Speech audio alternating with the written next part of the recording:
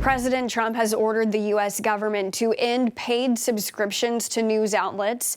An email first obtained by Axios directed the General Services Administration to pull all contracts for Politico, BBC, and Bloomberg, and goes on to say cancel every single media contract. Some contracts are already confirmed as canceled, with Doge posting on X. Treasury leadership verified that their New York Times contracts were canceled today. The order from the White House comes after a story this week of Doge uncovering millions of dollars going toward news subscriptions for outlets like Politico, The Times, and Associated Press. Trump posted in part on Truth Social, "This could be the biggest scandal of them all, perhaps the biggest in history." News outlets have since responded to the story. Politico, a left-leaning news outlet, received more than $9.5 million in federal spending over the last year and a half. A note to readers from the CEO and editor-in-chief states Politico is a privately owned company. "We have never received any government funding. No subsidies, no grants, no handouts. Politico Pro is different. It is a professional subscription service used by companies, organizations, and yes, some government agencies.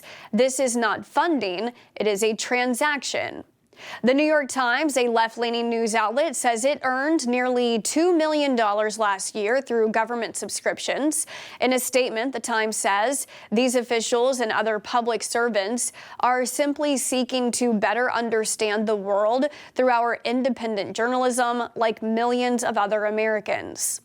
The Associated Press, a left-leaning news outlet, received tens of millions of dollars for its newswire services.